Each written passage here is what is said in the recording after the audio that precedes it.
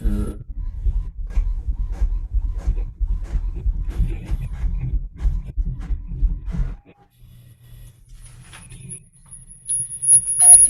okay, Ron, take it away. Are we ready to go?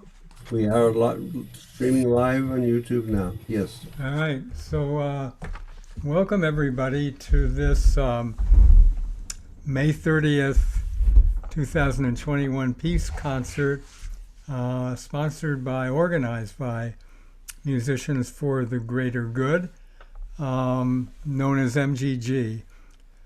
We were founded, just a few brief words to orient you to the concert and who we are. Musicians for the Greater Good was founded in the belief that music, poetry, and the arts have important roles to play in helping communities deal with the social justice issues that they face. So we organize concerts to provide a platform for artists to express themselves about these issues. Their expressions may be peaceful, hopeful, or even strident and angry. We do not try to control the power of the art because we believe that the use of that power enables artists to give voice to injustices and to help heal the wounds of conflict. So today we're sponsoring a peace concert dealing with a region of the world where there are two peoples who right now, at least officially, probably not unofficially, but officially seem to have major differences. And we're sponsoring this concert because of our hope that there will soon be an end to the conflict and the establishment of a peace that works for all, for everybody. And we greatly appreciate and honor the musicians from Israel, Palestine, America, and even Panama that you will hear from today. So they have been brave enough to step forward and offer their voices in hopes that they will make a difference, which I'm sure they will. So I want to get right down into the heart of our concert and to let you know about our performers. Our headline performer is Diane Kaplan and her partner Mira Ilaboni, who is sick today, so we're not sure whether Mira will be able to join her. But Diane was born in the United States, moved to Israel in her early 20s as part of her life quest, making her home in a small Jewish village in the Galilee. She's a singer, guitarist with musical roots in folk music. In 2007, after a life-changing event, she began to compose music to the words of Psalms and at the same time became involved in peace work. Diane gives concerts and leads choirs and workshops internationally, and she often performs with her Palestinian partner on stages and in peace marches, workshops and choirs in Israel and abroad. Diane and Mira use their music as a vehicle for peace, bringing multicultural groups of people to sing together in English, Hebrew, and Arabic. So it's my pleasure to introduce our headline performer, Diane Kaplan.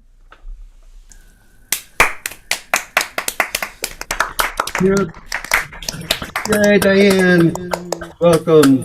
Thank you. Can you hear me? Yes. Good. So I'm sorry that Mira is really sick today, and I'm going to go it alone. I'm going to sing a peace song. It's actually one of the very first songs I wrote. It's going to be in English and Arabic and Hebrew.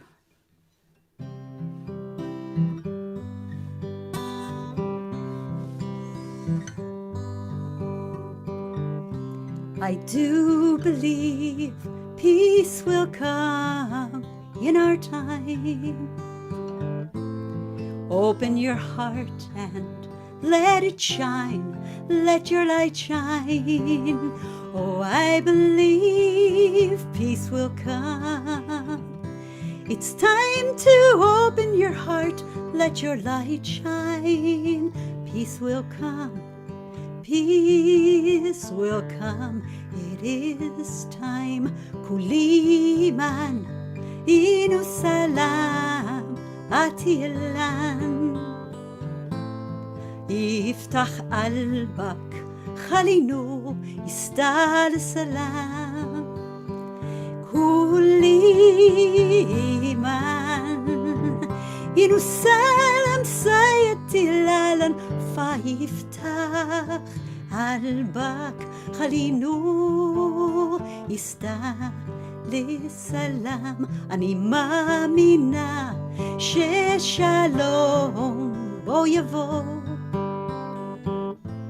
פתח את לבך ותן לו, תן לו לזהור. נאמין ששלום יבוא בעת הזאת. פתח את לבך לאור שבלב, תן לאור הלב לזהור. I do believe peace will come in our time. Open your heart and let it shine, let your light shine. Kuliman inu salam sayatilalan. Faiftach albak khalinu istalsalam. אני מאמינה ששלום בוא יבוא. פתח את לבך ותן לאור, תן לו לזהור. I believe peace will come. It's time to open your heart, let your light shine. Peace will come, peace will come. Shalom yavo, chalinu istalsalam.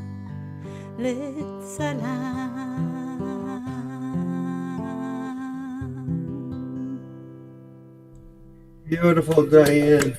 Oh, that was lovely. Thank you. Thank you. So I'll do another one. I'll do one of my psalm songs. It's Psalm 51. It's called A Pure Heart. And I'll do this also in 3 languages. It's really a prayer, or a deep prayer.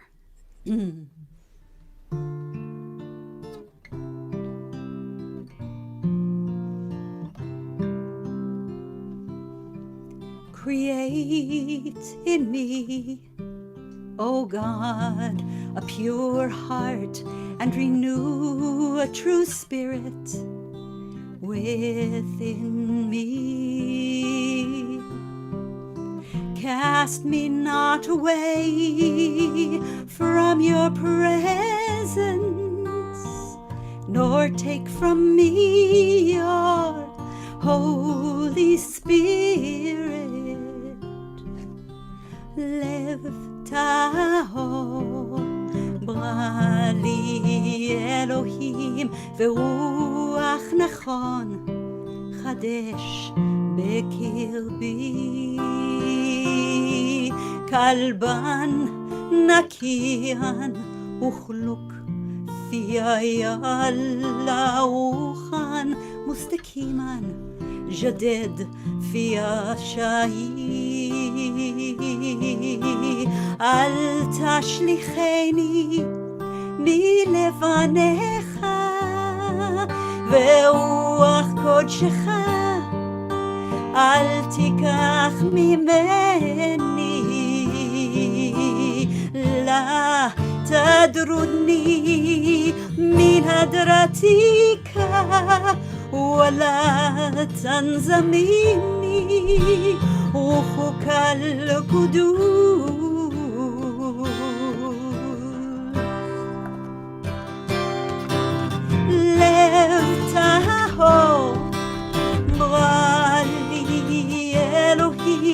רוח נכון חדש בקרבי,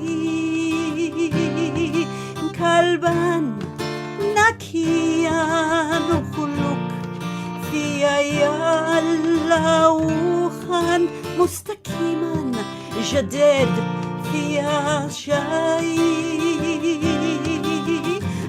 لا تدرني من هدرتك ولا تنزميني روحك القدوس أل تشلخيني מלפניך ורוח קודשך אל תיקח ממני. Pure heart, create in me, God.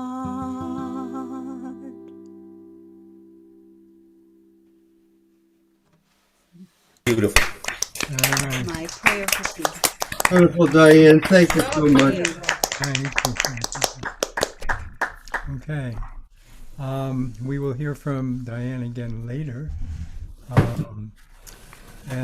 Before we go on, I just want to remind people that this concert is also a benefit concert for Peace Now, a group that is doing excellent work trying to deal with the very difficult issues that exist right now in Israel and Palestine. So,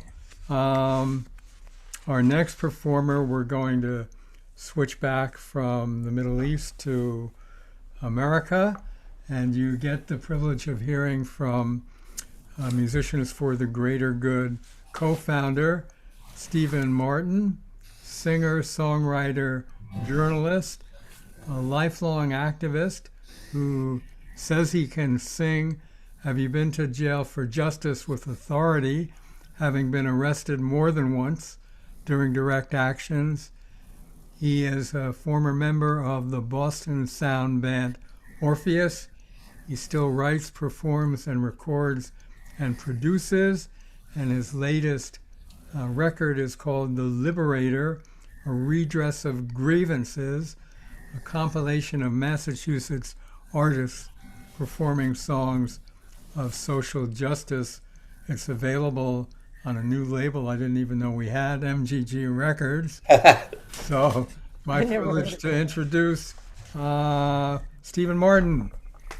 Thank you, Ron. Shalom, salam. Diane, that was an inspirational set. Thank you for that. This was written by Matisyahu, who is a former rabbi, and now he is a reggae star. So, go figure.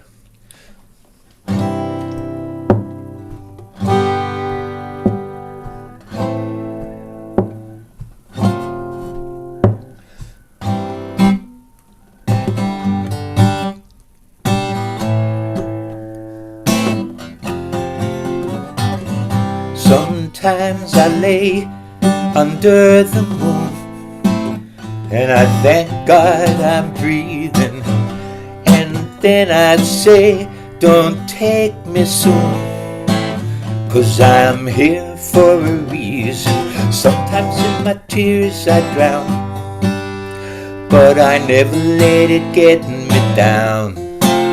And when the negativity surrounds me, I know one day it'll all turn around, because all of my life I've been waiting for, I've been praying for the people to say that we don't want to fight no more.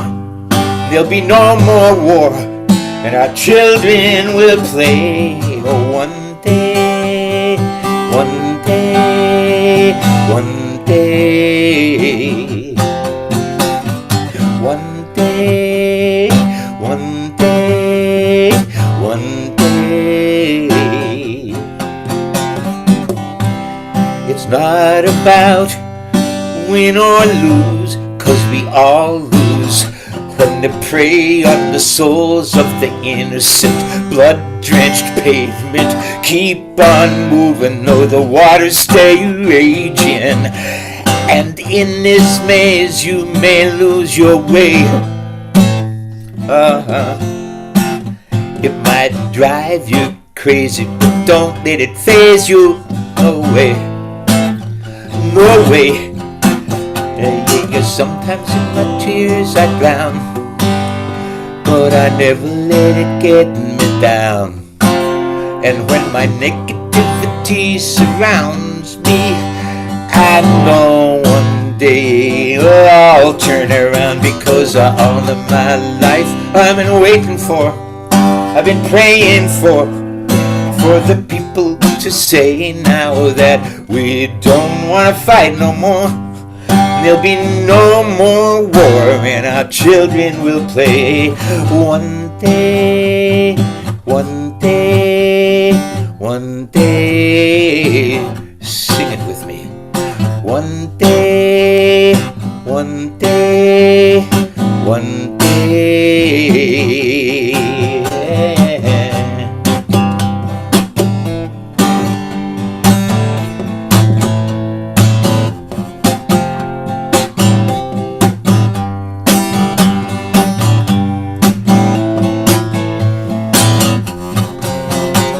One day this all will change.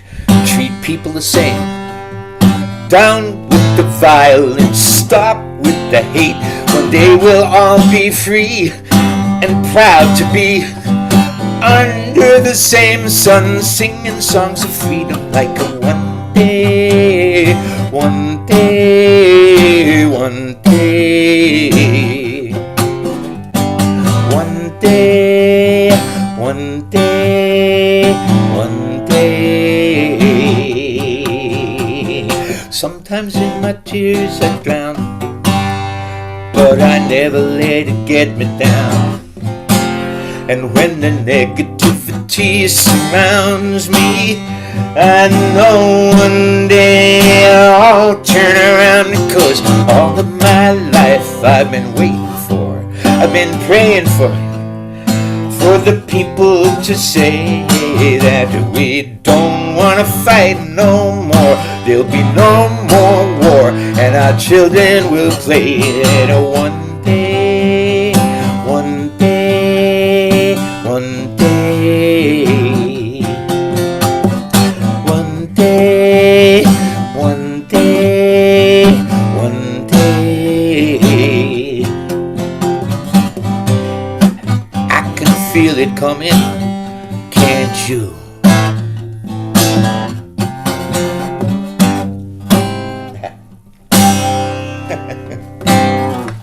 All right. Thanks. That was awesome, my friend. Thank you. That was That was Thank you very great. much. Thank you. Bravo, Steve. Yeah. Maybe more rabbis should become reggae stars. Hey, All right. So, from reggae peace songs to another art form that is used very beautifully by our next performer, Noah Baum, the art of storytelling to connect, communicate, and collaborate. Noah is the author of A Land Twice Promised, An Israeli Woman's Quest for Peace, now available on Audible. She has a new picture book called How the Birds Became Friends. We're told we can get inspired if we watch her give a TED Talk, that's available online, called Beyond Labels, Bridging Differences Through Storytelling. So it's our honor to welcome Noah Baum to this peace concert. Thank you. Thank you, Ron. And thank you, Stephen. And thank you, Diane. That was just wonderful. We all want to make a difference. And it's very easy to feel helpless these days. Coming from the Jewish tradition, being an Israeli Jew, I've been feeling heartbroken and very helpless. And that's when stories come to my rescue. And I like to remember this little story from the Jewish tradition about the rabbi who wanted a new pair of pants for Passover. And he ordered them from the village tailor. But the days went by, the pants weren't arriving. The rabbi was starting to be very stressed out. And finally, at the very last minute, the tailor arrived. And the rabbi said, "Thank you so much, but could you just explain to me, how is it possible that it took God only 6 days to create such a complicated world like ours, and it took you more than 6 weeks to make one pair of pants?" Taylor looked at the rabbi. Rabbi, how can you compare? Take a look at the mess that God made. And then take a look at this fine pair of pants. I'm not here to fix the mess that God made, but I'd like to share with you just a little bit of my story. Jumana and I met on the green grass of America. It was a family potluck. She was holding her baby boy, I was holding mine. She had the kind of dark beauty that I recognized from home, so I walked right up to her. "What's his name?" "Tamar." "And yours?" "Itai." "Where are you from?" "Jerusalem." Nirmal, actually. I am from Jerusalem too."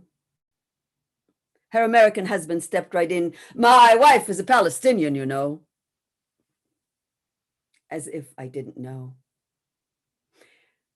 But I didn't know she'd want to talk to me. See, I grew up in Jerusalem, a divided city where the buildings are made of stones, white, cream, gray. When I was a little girl before 1967, there were always places at the edge of the city you couldn't go to. It was the border. Once my mother took me to such a place. There were rusty orange signs. "Caution, mines. No man's land. No passing beyond this point." And she took my hand. And we climbed on a heap of stones and stopped in front of a large roll of barbed wire. And through it, I could see a field with slabs of concrete and iron beams sticking out like crooked fingers. And beyond them, filling the entire horizon, was a wall. And my mother pointed. "You see the wall over there, Noali? That's the old city. The wall surrounds the city all around. No cars can go through. The streets are so narrow, you can jump from roof to roof. Inside, it's divided in 4 quarters. The Muslim quarter, the Christian quarter, the Armenian quarter, and the Jewish quarter. That's where our Wailing Wall is. The last remaining wall of the temple that Solomon built, King Solomon from the Bible. Ugh, Jews lived there for thousands of years, and now we can't even pray at our own Wailing Wall anymore. We won the war, we have our independent state, but the old city, we had to surrender. So many gave their lives. Ugh, when you're older, I'll tell you the stories. I come from a place where the news is on the radio every hour, 24 hours a day. And on the buses, the drivers turn the volume up and all conversations stop. There's always something. Bombs in the marketplace, buses blowing up, wars. But there's no choice. When my grandmother hears the word Arab, she says, "Tu, yimach shmam, may their name be erased. They took my Yaakov." Yaakov was her son. He's gone. Where I come from, we say, he fell. Where I come from, we say there's no choice, en brera. There's no choice. They want to throw us into the sea. There's no choice. They stab you in the back. Arabs, you can never trust them. There's no choice. They only understand false. There's no choice. They hate us. They don't want us here. There's no choice. We don't have anywhere to go. This is our only home. Jumana and I watched our children grow up together on the green grass of America. Tamara and Itai were friends in kindergarten. They spent hours running on that green grass playing combating Pokemon. And we watched them grow without the fear. And no one put it in words, but each of us knew. Back home, my son would grow up to the army and grow up to go to the army and check IDs at roadblocks. And her son would grow up to arrive at the checkpoint and throw stones at the oppressor. Slowly, cautiously, over the years, Jumana and I did start to talk in the park, at the kitchen table, hours and hours on the phone.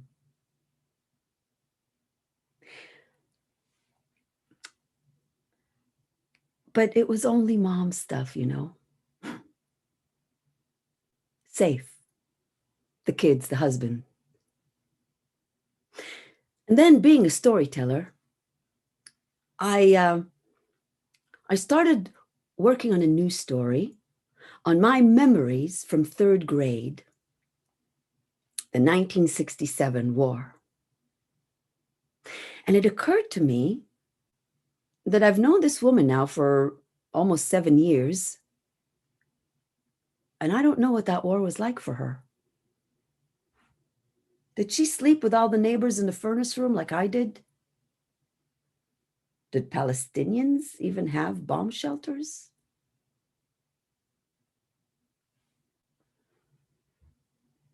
I called her up, and a new chapter in our relationship began. I started asking questions, and the stories came tumbling out. And for the first time in my life, I heard what it actually feels like to be a Palestinian growing up under Israeli occupation. She told me how when she was 10, she saw a boy, 13 or 14 years old, being beaten by soldiers, and that was the first time in her life that she understood the meaning of the word hate. And hearing this felt like someone just kicked me in the gut, because those soldiers that terrified and haunted her entire childhood were our boys, our heroes, our symbol of security, everyone that I knew that turned 18 and went to the army, including my brother. Suddenly, my people were them. It was painful, but I kept listening because she was telling me her story. And so I heard about what she grew up with. Jews, you can never trust them. Jews, they stab you in the back. They have no mercy. They have no human heart. Jews, they don't want us here. They only understand force. They hate us. They don't want us here.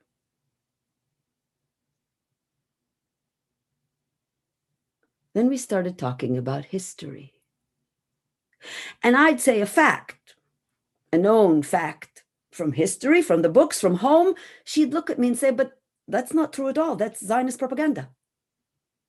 She'd say a fact, the truth, historical truth from the books, from home, from everything that she knew. And I'd say, but that's not true at all. That's Arab propaganda. We argued. Then she said, look at us. We're getting defensive. We laughed. I picked up the baby so she could make a soft-boiled egg for the other boys, and we continued to talk. There was never a moment that I felt I can't talk to this woman. And that experience, our ability to hold on to our compassion in spite of not always agreeing, in spite of differences, it was so powerful that it propelled me to do something about it. And since I'm a storyteller, I created a one-woman show called A Land Twice Promised, where I tell our personal stories and the stories of our mothers that echo the contradicting national narratives of our people. And you've heard the little opening from it now. And I've even written a book about it. And very quickly after I've started performing this piece, more than, oh my goodness, almost 20 years ago, very quickly I realized that my story is not about two moms meeting on the playground. And my story is not even about Israelis and Palestinians. My story is about the power of storytelling and the power of listening to the story of the other, even and especially when they're different, even and especially when their story can be difficult. And so I began using storytelling as a tool to build bridges between groups. And I've been doing workshops and performances all over the country and for many years. And you know, everywhere I go, I hear all sorts of things. There are many that tell me that I'm a traitor to my people, that who am I even to talk? I'm talking about the suffering of the Palestinians. Why shouldn't I be talking more about the suffering of my own people? There are those that say that who am I to talk? You know, I'm not an authority. I cannot speak for the suffering of the Palestinians. And there are many, many, especially now, who say, what's wrong with you? How can you be so naive? Look around. Can't you see what's happening in the world? Really? Storytelling? How can you be so naive? How can you even believe in peace? And I don't always know what to say. I honestly don't always know what to say. But then I remember how in 2002, when the tanks were in Ramallah and the bombs were exploding inside the streets of Tel Aviv and Haifa and Netanya, the height of all the suicide bombings in 2002, how my Palestinian friend kept calling to ask how I'm doing, how I couldn't stop calling to ask her how she's doing. And I recall how recently she said to me, you know, getting to know you and hearing your story made a huge difference. Before I met you, the Israeli was the occupier, the enemy, the settler, the soldier, the one who terrorized my childhood, the one who took away my rights. So it made a huge difference getting to know you and hearing your story. So to the cynics and the naysayers, I say, we've heard each other's stories. We have no choice. We have no choice.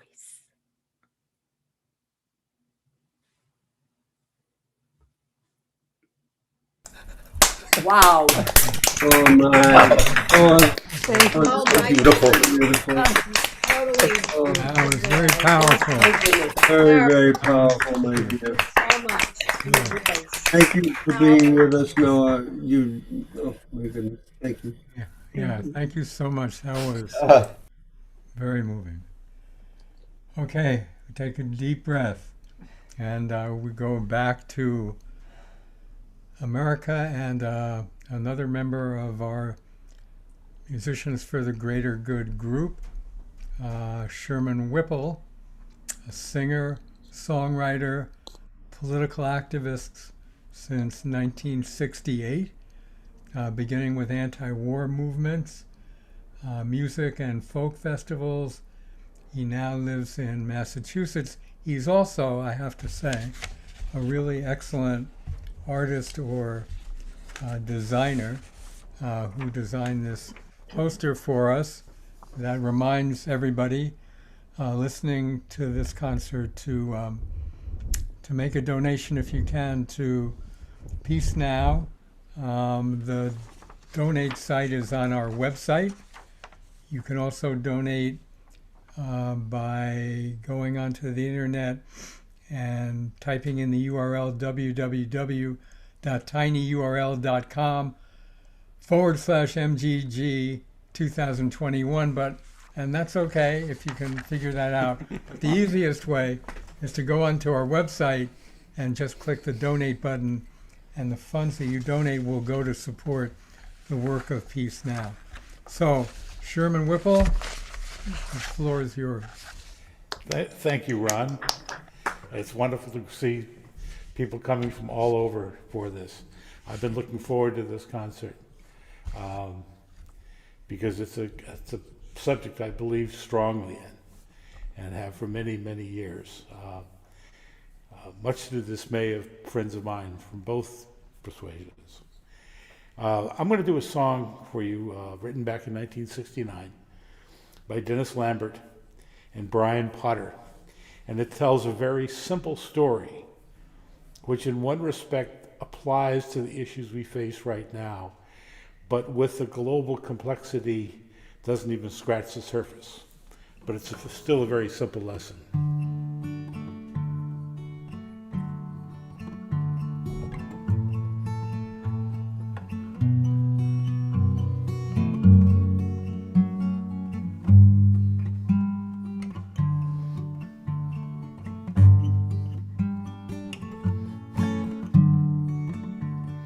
Listen, children, to a story that was written long ago about a kingdom on a mountain and the valley folk below.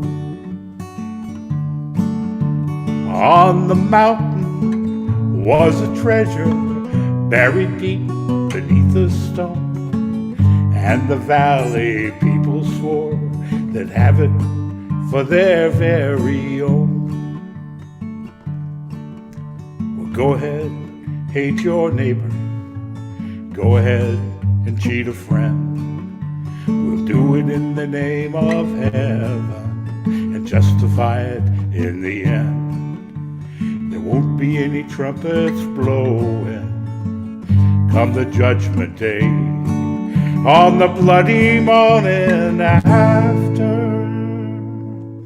One tin soldier rides away. So the people of the valley sent a message up the hill, asking for that buried treasure, tons of gold for which they'd kill. Came an answer from the kingdom, with our brothers we will share.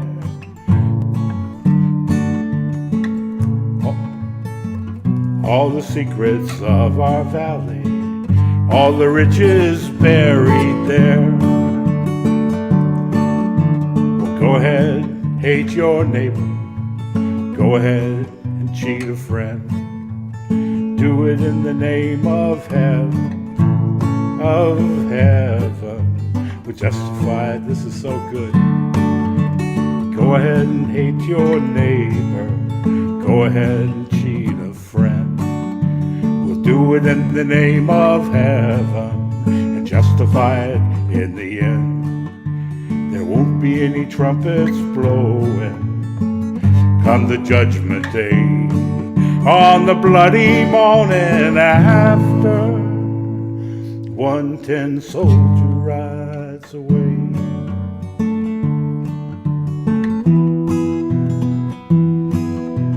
Now the valley cried in anger, mount your horses, draw your swords, and they killed those mountain people. Thus they won their just reward. As they stood beside the treasure on the mountain, dark and red, they turned the stone and looked beneath it. Peace on earth was all it said. Go ahead, hate your neighbor. Go ahead and cheat a friend. Do it in the name of heaven. We're justified in the end. There won't be any trumpets blowing come the judgment day. On the bloody morning after, 110 soldier rides away. You go, Sherman. Oh, Sherman, thank you so much, Sherman. That was wonderful. Thank you, Sherman. My friend, that was just great. Thank you very much, Sherman. Thank you. Okay, so now we get to hear from Ori Near, who is a senior leader of the Peace Now America portion of Peace Now. Peace Now has two groups that work together, Peace Now in Israel and Peace Now America. And the funds that we raise from this concert will be divided evenly between both groups. But we wanted to, have everybody who's listening to this concert get a sense of the work that Peace Now is doing and what your donations will do to help them carry out very, very, very important peace work in Israel. So it's my pleasure to introduce Ori Near. Shalom Aleichem, Assalamu Alaikum, peace be upon you. I may be accompanied by my dog who's a little uptight today, so I apologize in advance. In the past month, there were many moments in which I've been holding back tears and moments when I couldn't hold them back. Listening to my friend Noah just now, I had another such moment, though of a different kind. On behalf of Americans for Peace Now and our colleagues at Israel's peace movement, Peace Now, Shalom Achshav, I extend our deep gratitude to the organizers, the participants, and the audience of this concert. I can begin to tell you how touched we are and how grateful. This coming week, we will mark the 54th anniversary of the Six-Day War of 1967, in which Israel captured the West Bank, the Gaza Strip, and East Jerusalem. I was 7 then. I still remember, though, how euphoric everyone was. During the weeks and the months that followed the war, my family, like many Israelis, rushed to explore the newly liberated land of the Bible. In our Susita, an Israeli-manufactured clunker with a Ford engine and a fiberglass body, which the camels in the occupied Sinai desert like to munch on, not making it up, a true fact. In our Susita, we traveled to Bethlehem and Hebron and Jericho and the Judea desert. We explored the old city of Jerusalem and pressed prayers into the cracks of the Western Wall, climbed the Mount of Olives. My parents, who were both, who had been Bible teachers, put the scenery that we've seen in a historical context. There was this feeling that our country was finally whole, finally liberated. Like most other Israelis, we gave little thought to the Palestinians who lived in the West Bank. The first Arabic expression I learned was mushlazim. Mushlazim means in Arabic, no need or don't bother. My father used to say to the Palestinian kids who wanted to wash our susita and to the women who tried to sell us cheap souvenirs in the West Bank, when Palestinians approached us, my brother and I used to cry out, mushlazim, mushlazim. Years later, I returned to the West Bank, this time as a correspondent for an Israeli newspaper, tasked with bringing the voices of Palestinians under occupation to Israeli readers. I listened to them. The first conversations with Palestinians, the first time I really listened, were epiphanous moments for me. I would come back from the land of the Bible to Haaretz's office in West Jerusalem and channel the voices of the residents of Hebron, Jericho, and Nablus, real people, Palestinians who should have individual rights and collective rights, people with a national movement and national aspirations. I was hoping that resonating their voices would help shatter the Israeli mushlazim attitude. However, this collective attitude of Israelis had mushroomed over the years, and in the past 2 decades has come to characterize Israelis' attitude toward their Palestinian neighbors and the plight of Palestinians. Israel's rule over another people seems all but irrelevant to daily life of most Israelis. And that attitude also crossed the Atlantic and has come to characterize the approach of many American friends of Israel toward prospects of Israeli-Palestinian peace.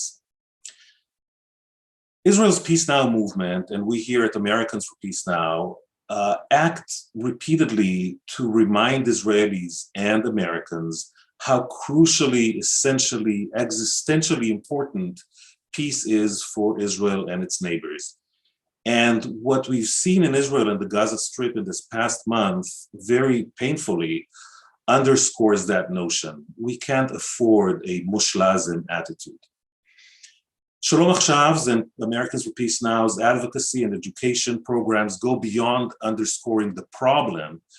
We also highlight the fact that there is a solution, that Israelis and Palestinians can and must reach a historic compromise that will open the door for a peace accord and, in the long run, hopefully result in reconciliation. The blueprints are there. Israeli and Palestinian negotiators have come close to an agreement over a compromise formula more than once. This is a rare moment of opportunity to underscore this message. It's a message that our organizations drive constantly, but moments like this, just look at the front page of the New York Times and listen to the changing discourse on Capitol Hill. Moments like this are extraordinarily valuable for supporting the difficult task of advancing Israeli-Palestinian peace. It's an epiphanous moment, and we are so grateful for you for coming to our support at this moment. So again, we thank everyone who supports Israeli-Palestinian peace in every way possible, and we warmly embrace you for doing that with your performing talent. Paraphrasing my favorite singer-songwriter, you're stardust, my friends, you're golden. Toda, shukran, thank you very much. Thank you, Ari. Come on. Thank you for the good work. Ori, can I ask you a question? Do we have any kind of updates in terms of where things stand now? And is there any talk, dialogue, discussion? What's going on? Well, the talk of the day in Israel is what seems to be, and everyone still is kind of pinching himself in disbelief, the forming of a coalition, it so seems, to replace Netanyahu's government. If that happens, that would be a huge coup after so many years of what I at least consider, and I think many, if not most Israelis consider as a disastrous rule. Beyond that, the ceasefire between Israel and Hamas is holding, which is good news.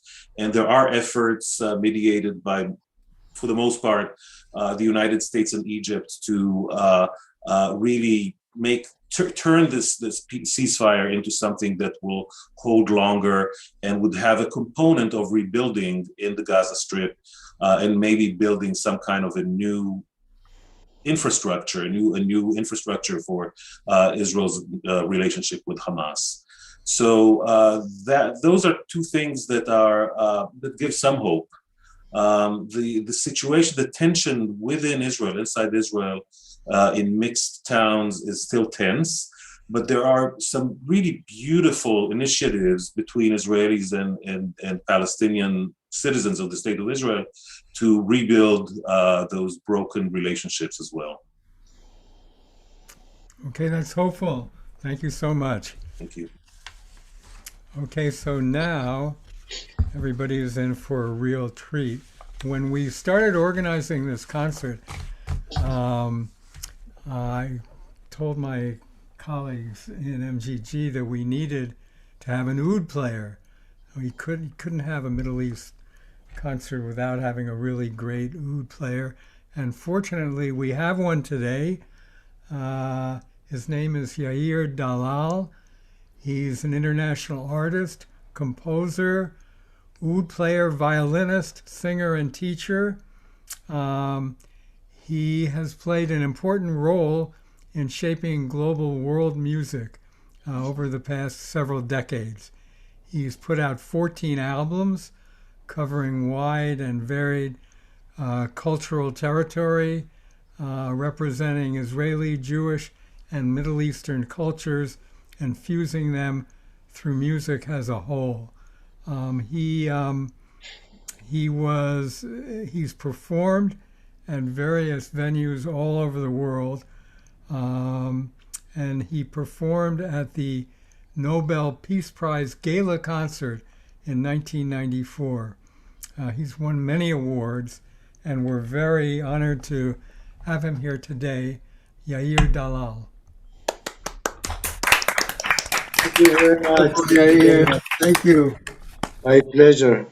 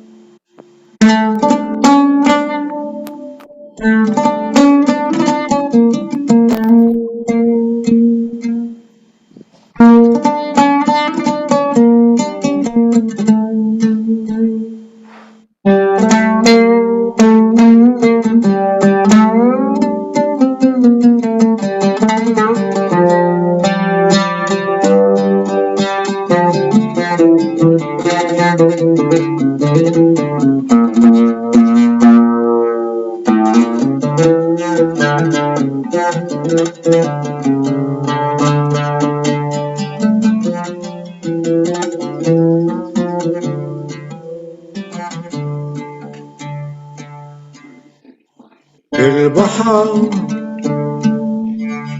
السلام يا حبيبي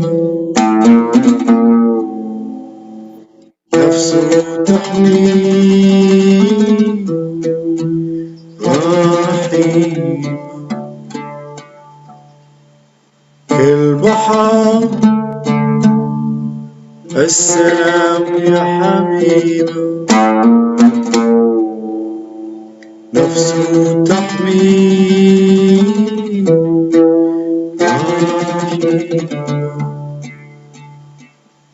في زمان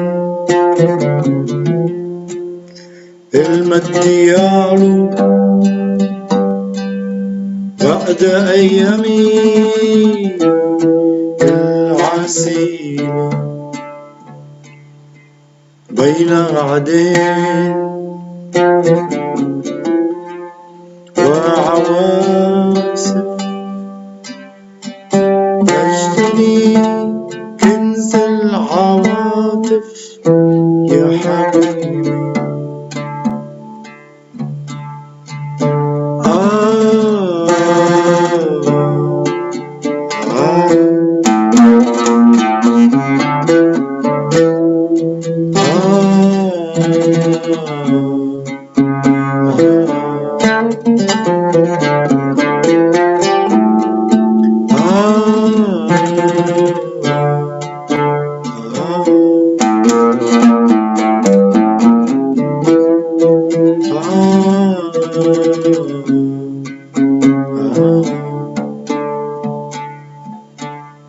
زمن السلام زمن السلام زمن السلام إن شاء الله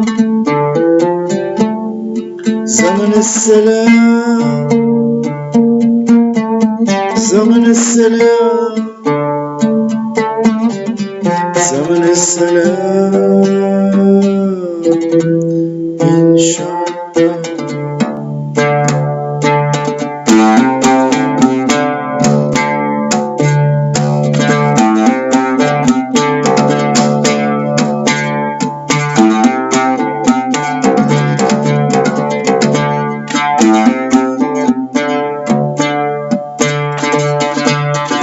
يزمان أنا يوديع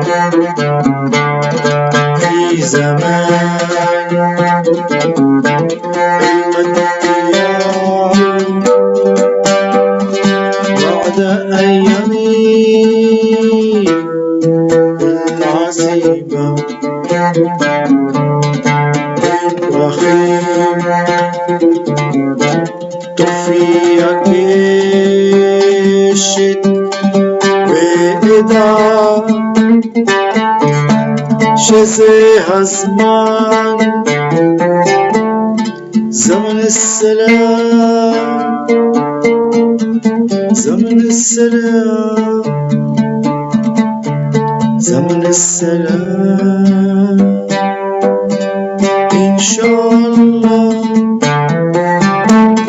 زمن السلام زمن السلام زمن السلام إن شاء الله زمان של שלום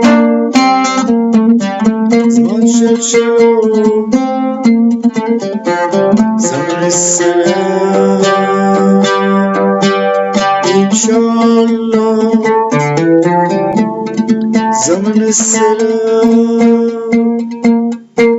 زمن السلام زمن السلام إن شاء الله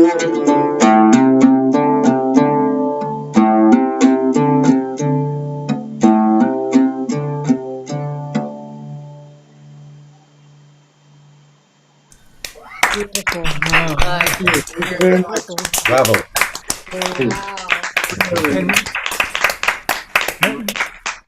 Thank you so much. Can you share with us what the words you were singing in English mean? And كالبحر السلام يا حبيبة. I'm like the ocean, peace is my love. نفسه تحمي رحيبة. His soul is wide and embracing. There will be a time of Eben and how do you call it? Geut v'shefel. Eben and you have had to help me. I forgot the word. it's okay. بعد أيام العسيبة, upon my hardest time,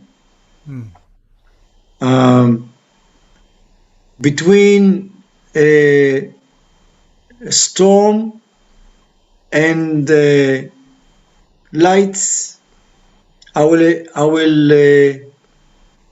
embrace my harvest. This is in Arabic. In Hebrew, and there is a time that I know from far away I long for, like a star, like a lonely star in the sky, in the rain, up there in the sky,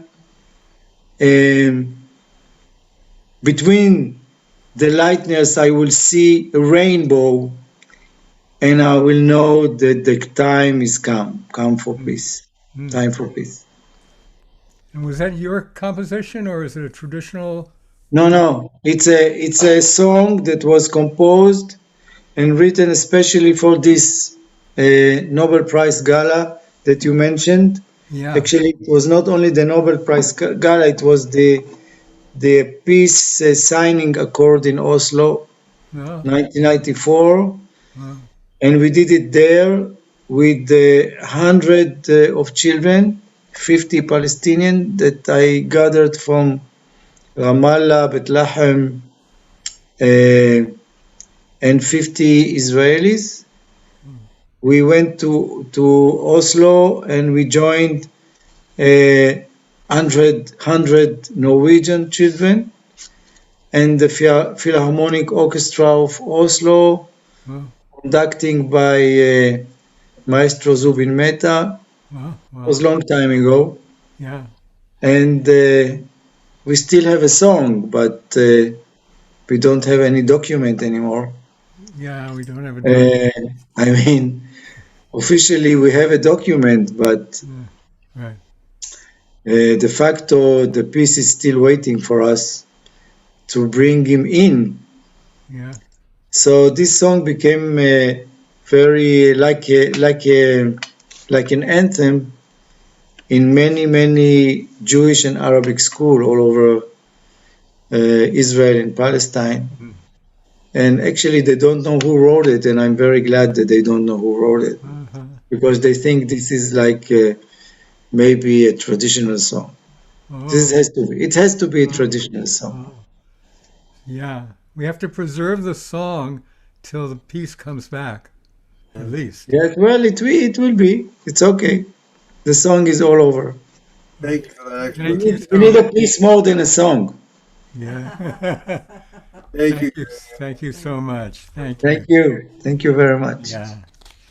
Okay, so now we're going to segment to a couple of artist pieces that we're going to perform that relate to the city of Jerusalem.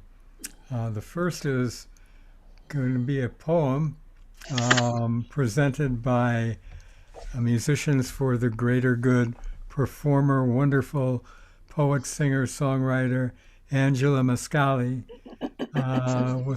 with powerful, wide-ranging, versatile voice, and she's performed widely in the Boston area, and she's also a psychiatric nurse practitioner and is inspired by her clients' triumphs in overcoming the hardships and injustices of everyday living. She's traveled the world with her husband, Dan Zampino, who we'll hear from later, and including a visit to Israel and Jerusalem. So it's my pleasure to introduce Angela Masciale. Yeah. Thank you, Ron. Thank you, everybody, for putting this together. It's just been an amazing day so far. I'm totally moved and inspired. My husband and I traveled to Israel in 2017. We were there for 3 weeks. 2018. And it was an amazing experience. And this poem that I'm going to share with you was inspired by walking in the old city, Jerusalem. There was an epiphany moment that I'm going to share in this poem. The coming together of the three religions, really, the three large religions present in the old city. Walking Old City, Jerusalem. Entering through Jaffa Gate, discarding map without GPS, we enter labyrinth of Abrahamic religious convergence. Abrahamic religions, all believing in the same God. One God, different names, Elohim, Allah, God, all believing in a judging, paternal, fully external God, to which the individual and nature are subordinate. Paternal, yet Elohim and Allah are without human form. Christian God made man, male paternal form, Jesus. As I challenge in thought, perhaps mother is truly the creative force of God.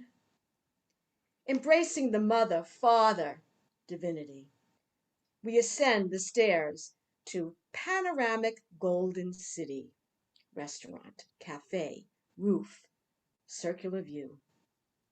Arabic and Middle Eastern aroma, walled old city Jerusalem. Mountain of olives, dome of rock at a distance, church of Holy Sepulchre adjacent, city of David hovering. We are led here by a Jewish jeweler and a Jordanian ATM bank teller. Here, the merchants work cooperatively, solidifying the sale. Now, proudly wearing pomegranate pendant, pomegranate 613 seeds coinciding with 613 commandments of Torah,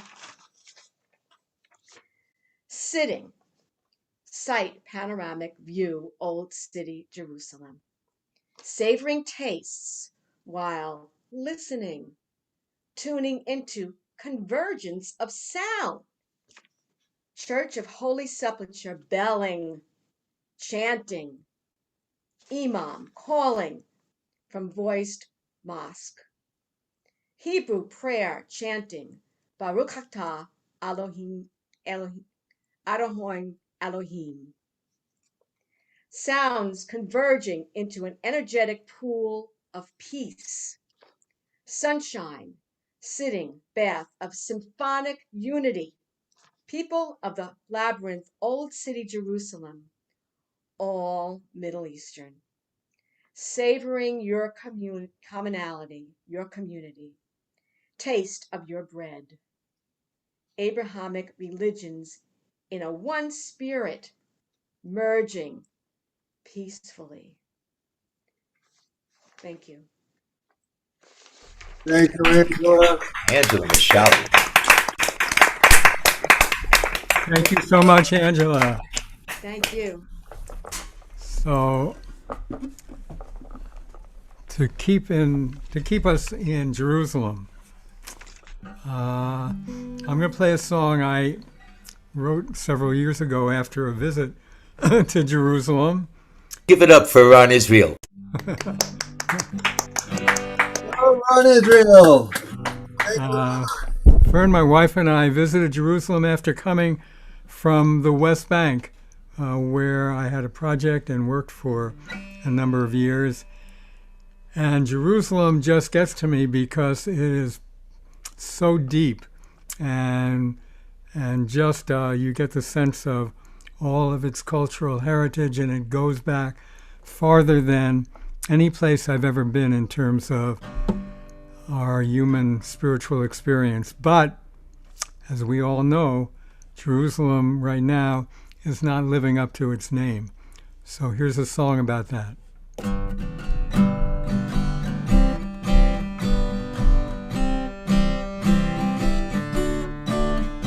Now Jerusalem is a holy city, a holy city, a holy city. Yes, Jerusalem is a holy city, and God is everywhere. Now the Jews go back to old King David.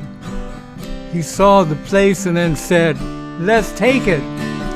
Then set up shop to guard the sacred in old Jerusalem. Jerusalem is a holy city, a holy city, a holy city. Jerusalem is a holy city, and God is everywhere. Christians, they got their crusaders who came and fought so they could pray where Jesus said, love thy neighbor in old Jerusalem.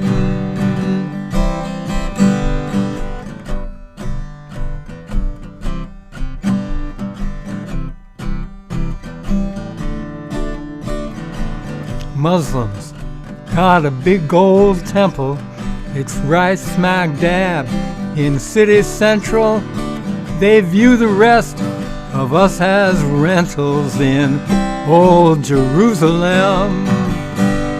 Jerusalem, it's a holy city, a holy city, a holy city. Jerusalem is a holy city, and God is everywhere.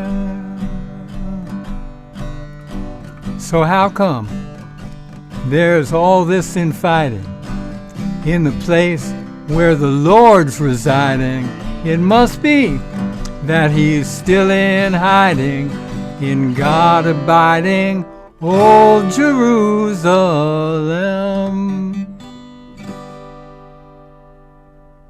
Great. Yeah.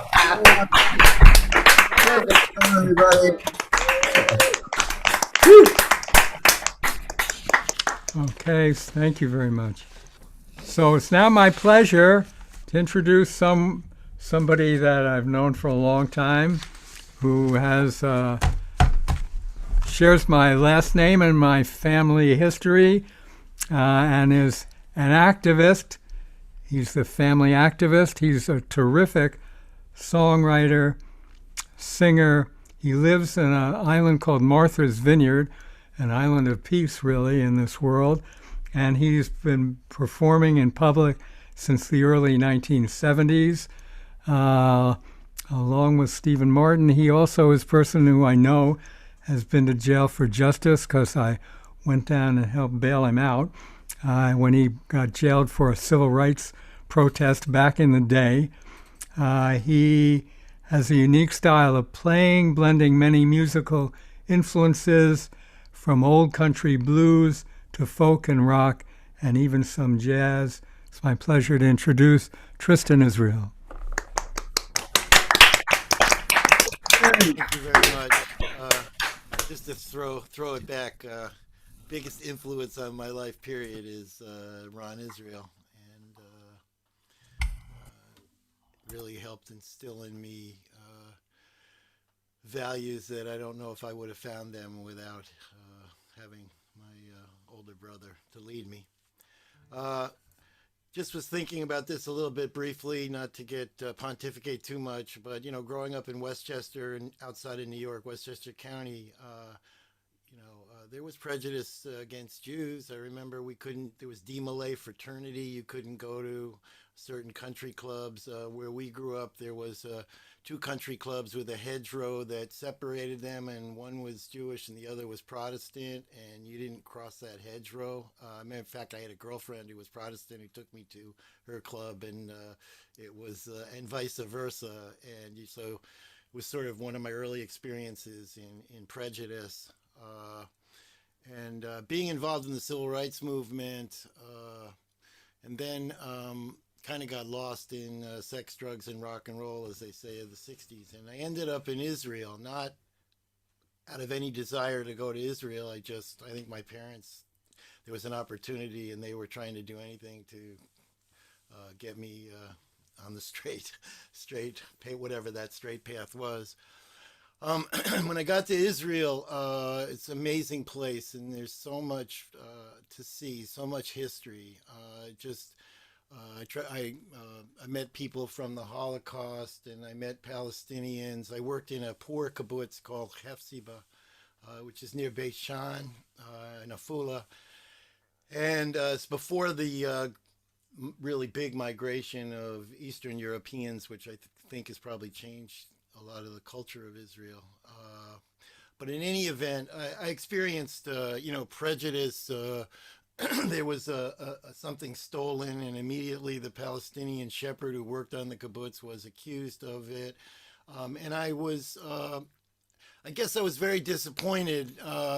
Maybe I was an idealistic little kid, but I didn't understand with everything that went on with the Holocaust, how people who went through that, maybe being older, I understand it a little better, but then could turn that around and tell me that like Arabs were lazy and dirty and, you can't trust them.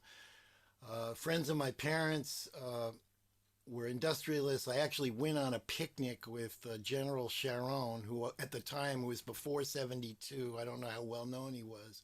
I didn't know anything about him except he had a cute daughter. I mean, I was 21, so but I really was disappointed in all of that. And so I then realized that it's not just Israelis or, people, it's just humans and our stupid prejudice. And we need to, I don't know, it's very naive maybe, we need to evolve still. We got a long way to go. And but we also have to have compassion and the treatment of the Palestinians and being separated from their lands has been very distressing to me. And anyway, I could go on, but I think, Stephen, we need love. We need compassion. We need to understand, and we need to fight prejudice, which is stronger than ever. So I was going to do a song. I've written a couple songs about, I did one here earlier on that actually was written about the refugees in the Middle East, but I'm going to do a cover. And it's uplifting and hopeful, and that's where, and I have to, including myself, that's where I have to try and go.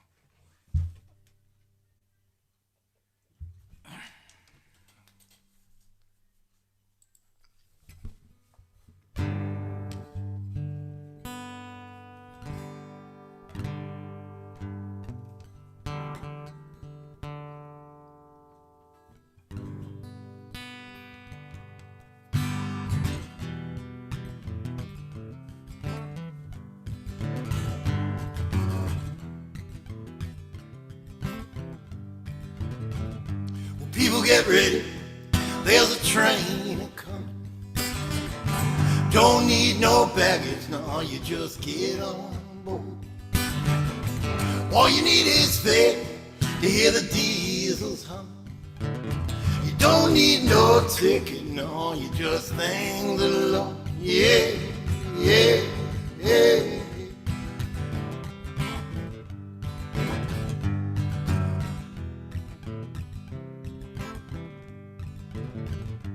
People get ready, there's a train for Palestine, picking up passengers, yeah, from coast to coast.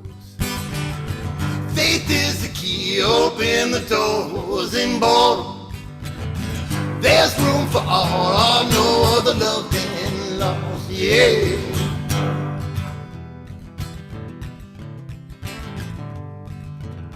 Now there ain't no room for the hopeless sinner who's hard on mankind, yeah, just to save his own. Have pity on those whose chances are thinner, because there's no hiding place, no, from the kingdom's throne. Yeah, yeah, yeah, yeah.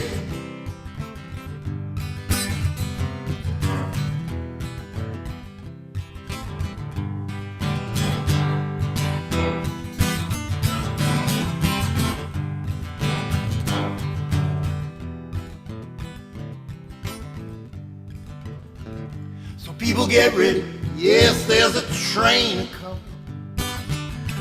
Don't need no baggage, no, you just get on board. All you need is faith to hear the diesels hum. You don't need no ticket, no, you just thank the Lord.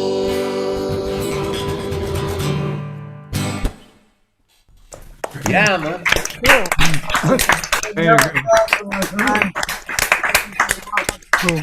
Was that the Staples? Who did that first? Was Curtis Mayfield. Staples. Curtis Mayfield? Yeah. Oh, Maple. Yeah, he wrote Great, it. great song, great song. Thank you so much. So now, now we're going to move back to Israel and the Middle East. And when we first started doing this concert, Janet Lerner, who I don't know, I hope she's listening, said that we had to. She's a fan of MGG and a terrific person in the folk music community in Israel. She said we had to get Lauren Ornstein to perform, and fortunately we've been able to do that. Lauren is a folk singer, songwriter, mom and nana, educator, social activist, was nicknamed the Union Maid when she sang for teachers' rights.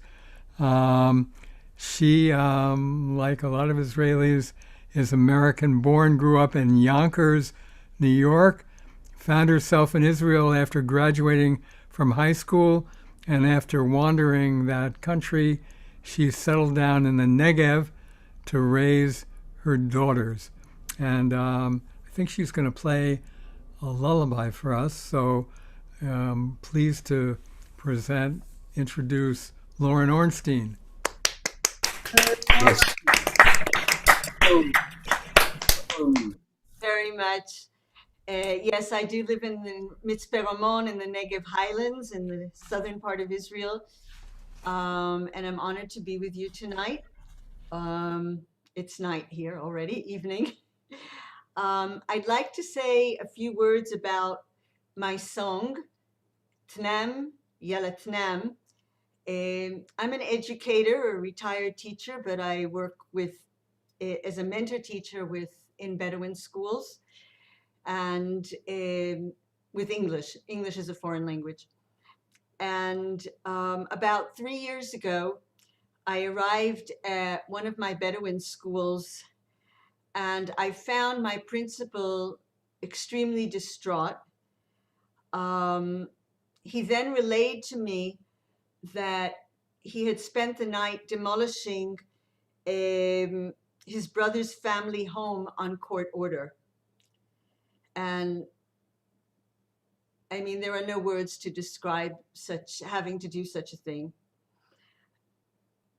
I held the story in my heart for a long time, till I found a way to take it to a better place and hopefully better times. And I wrote a lullaby. Tnam Yalla Tnam means hushaby in spoken colloquial Arabic. And I'll sing it unaccompanied as a mother sings a lullaby to a child. And I dedicate the song to my dear principal.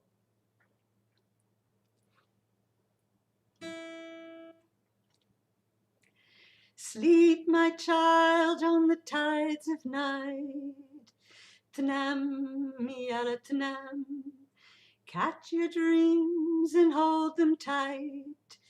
Tnam, yalla tnam. Tnam, yalla tnam.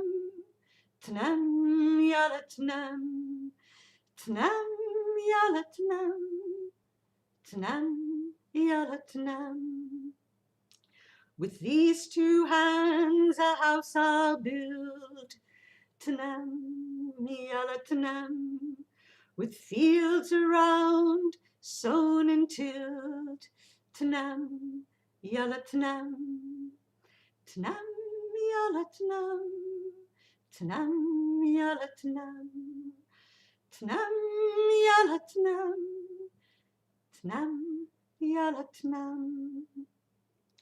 Stone on stone the walls will rise. Tnam, yalla tnam. Beneath the stormy desert skies. Tnam, yalla tnam. Tnam, yalla tnam. Tnam, yalla tnam. Tnam, yalla tnam. Tnam, yalla tnam. Within these walls we'll work and play. Tnam, yalla tnam. No matter if the skies are gray. Tnam, yalla tnam. Tnam, yalla tnam. Tnam, yalla tnam. Tnam, yalla tnam. Tnam, yalla tnam. In the yard we'll plant a tree. Tnam, yalla tnam. A plum for you and one for me. Tnam, yalla tnam. Tnam, yalla tnam. Tnam, yalla tnam. Tnam, yalla tnam. Tnam, yalla tnam. Hush, my baby, don't you cry. Tnam, yalla tnam. I'll build you a house by and by. Tnam, yalla tnam. Tnam, yalla tnam. Tnam, yalla tnam. Tnam, yalla tnam. Yalla tnam. Beautiful. Beautiful. Oh, that was Beautiful. yeah. Voice. Yeah. And I gotta say, I love your hair. Thank you. Laura, I've had the blessed to see her so many times, and it's just wonderful to see and hear you again here, right here, Lauren. Thank you so much. where you're living, Lauren, can I ask you a question? Where you're living, is it a mixed community or what's? It's a very, it is a kind of very mixed community with different communities. It's mostly a Jewish town, although I have a neighbor across the street behind me. That's the desert out this way, and that way is my street. I have a neighbor, a Jewish woman, and her partner is Bedouin, and there are other Arabs living or in the town and very nearby over the hill. But in the community itself, we have veteran Moroccans and Tunisians who came here at the beginning, and we have religious communities, and we have Hebrew Israelites. The Black Hebrew Israelites live here as well, and it's and Russian, the old Russian immigrants from the 90s. Uh-huh. It's kind of a mixed community. It's a very small community. We're about 5,500 people here. Yeah, I think the way to go for the world is going to be mixed communities, and that's a good segue to go from the mixed community in the Negev to the mixed community of Austin, Texas, where our next performer, Jan Seides, resides.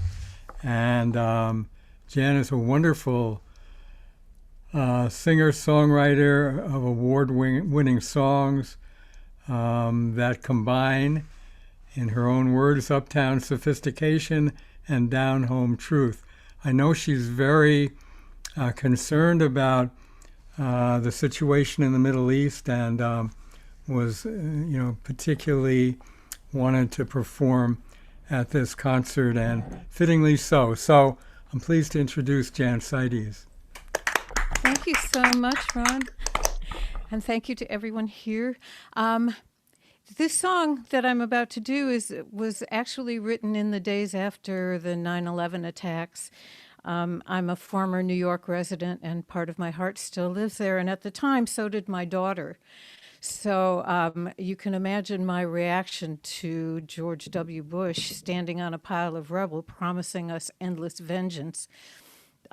This was my response.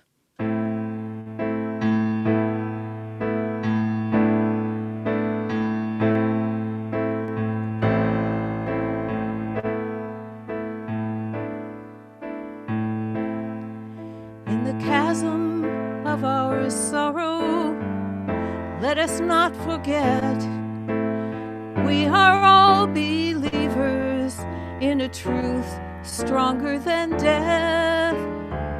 Grant us healing for the suffering, comfort for the comfortless. Let us seek the light that built the dream to give us peace. In our pain, in our anger, let us still recall, though we're each of us a stranger, still we are kindred all. As we find ourselves in heroes, so we'll also find our flaws. Let us find the strength that we will need to give us peace.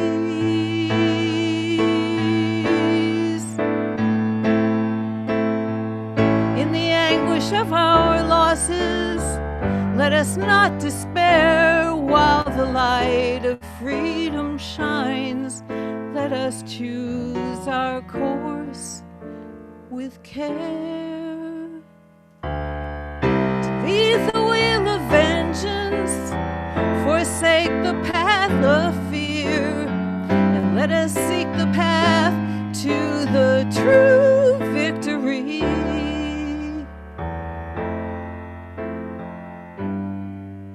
To give us peace.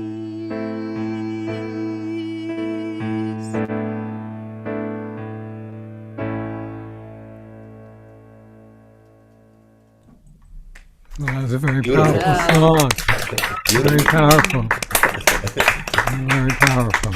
Thank you so much, Jen. Thank you. Wow. For letting me Diane. play. Wow. Yeah, Is that was powerful. Oh my gosh. Yeah. Oh my gosh. okay. So before I introduce this next person, I want to kind of tell a story of organizing in the process of putting together this concert, which many of my MGG colleagues worked on with me. We've been working on it for maybe 6 weeks now. I personally wanted to try to get some Palestinian poets to perform, because there are just a number of Palestinian poets that speak very articulately and very movingly about the conflict that's going on now. And I tried several people, and everyone, I think I asked 3 really good poets, and they all said no. They all said that they wouldn't do this because for them, participating in a concert like this was a sign of normalizing relations, which I personally don't think is true, but I respected their opinion and their belief. But I still felt that we had a need to have a poetic expression of what actually, of what the conflict, of what the situation now is on the ground with Israelis and Palestinians. So I turned to our MGG, one of our MGG poets in residence, Dan Zampino, and asked him if he would look at the poems that these Palestinians wrote, look at his own impressions, because he has been to Israel and has walked the streets of Jerusalem and Tel Aviv and other places there, and give us his impression from a poetic, artistic point of view of the situation as he sees it. Dan is in addition to being a poet, he's a stone sculptor, a lawyer with a long history of social activism. He's traveled around the world in search of inspiration, incorporating his experiences into his art. So it's my pleasure to introduce Dan Zampino.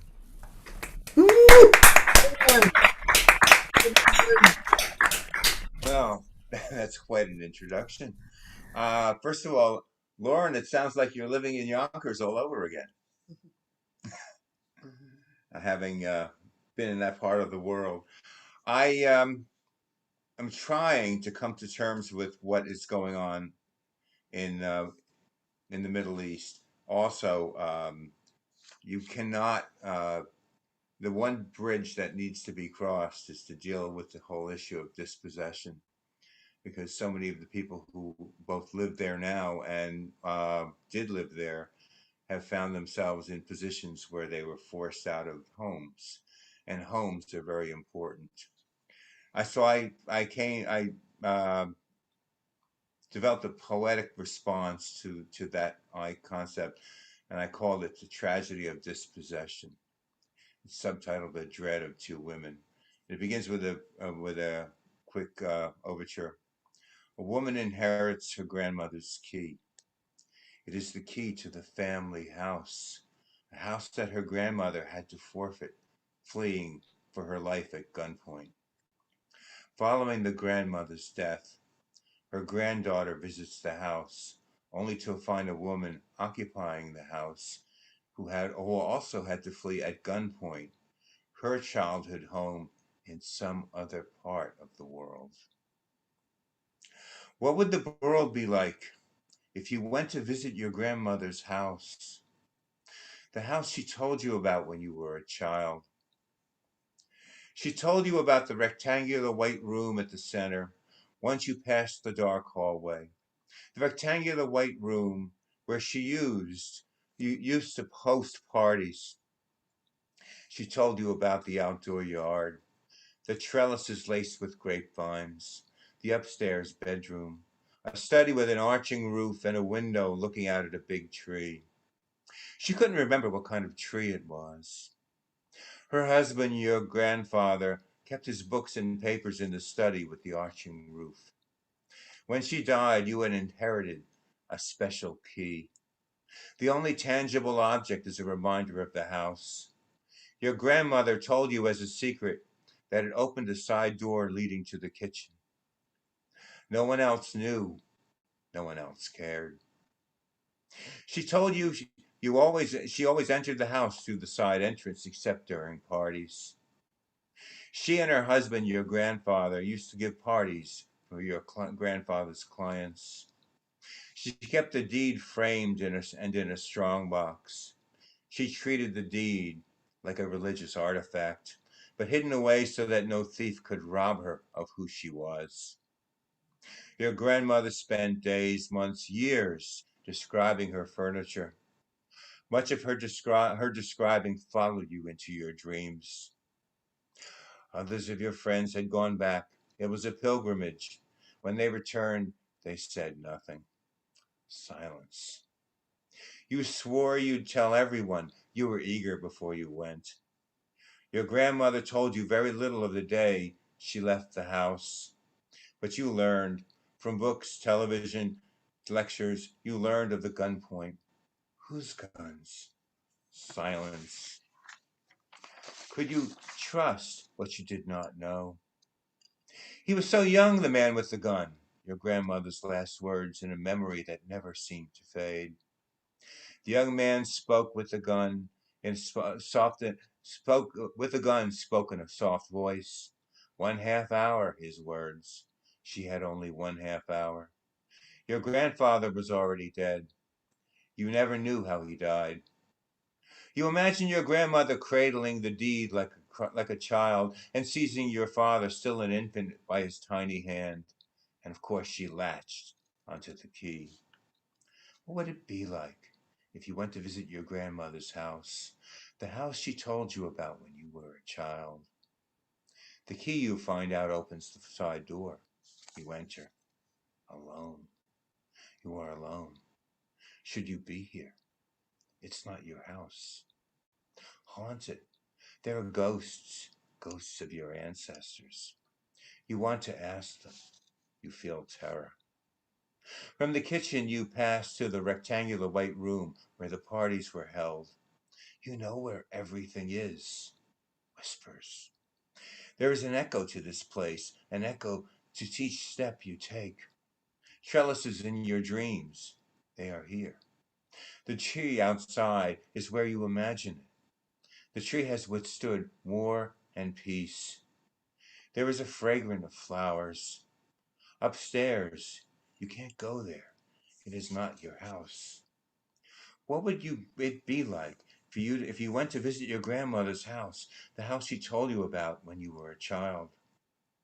An old woman enters, same age as your father. Stare of two women, you and she, in a frozen moment. There is silence. My grandmother. Your words strike an empty wall. There is an apology, yours or hers. She knows you with her eyes. She knows your thoughts before you say them. My grandmother fled at gunpoint. Your words sound like sacrilege. I was a girl. Her first words in a discordant accent. She knows why you are here. I lost a house just like this one, she says, but in words that strike an empty wall. You think of your father and your grandmother.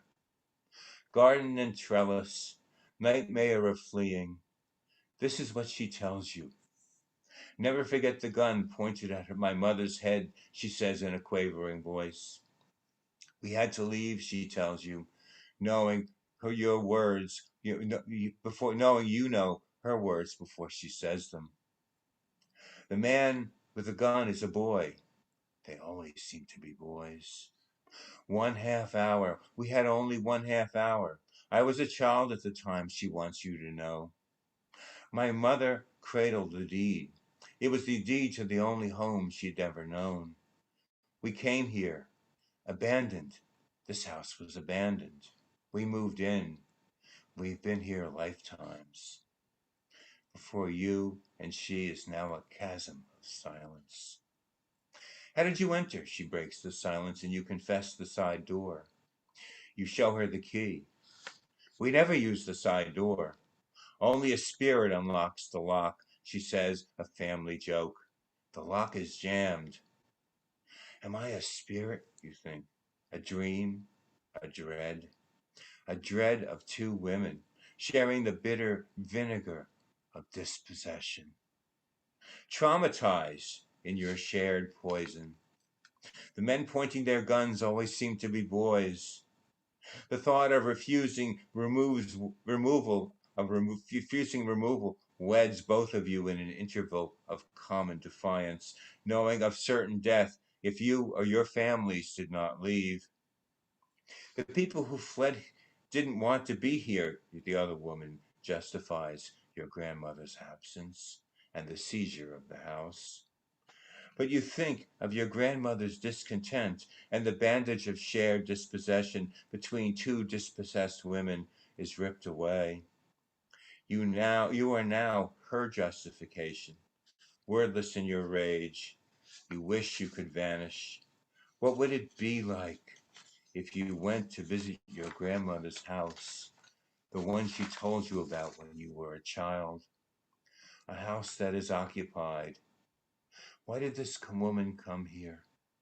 Why did your grandmother never leave? No one, now you know why no one talks. You were a trespasser in your own house. Beautiful. Thank you, Dan. Very powerful. It was great. Thank you. Really good that you, great poem, and it draws attention to an important issue that, as you said, is, at the bottom of a lot of the conflict that's going on now, the issue of dispossession on everybody's side. So, okay, so thank you, Dan. We're going to move now to Central America, where one of the really great performers at MGG concerts and at concerts around the world is currently in residence. I'm referring to David Roth, the wonderful singer, songwriter, musician whose songs have found their way to Carnegie Hall, the UN, several Chicken Soup for the Soul books, the Kennedy Center, NASA's Space Shuttle Atlantis, Peter, Paul, and Mary, the Kingston Trio, and others. He is the recipient of 5 Positive Music Awards, the Rise Up Singing and Rise Again songbooks, and has performed in countless venues around the world. And he really wanted to play in this concert, and we're so glad that things have worked out to enable us to bring you live from Panama, David Roth. All right. Hey, David, thank you. All right. Thank you all very much. It's an honor to be invited to take part in this, and I'm glad it worked out somehow from down here in Panama. I have been writing songs for a long time, and in 2005 I came across this story. It's based on true events, another example of what I call ordinary people doing extraordinary things, and a reminder to me that the simple acts that people take can speak far more eloquently than I can.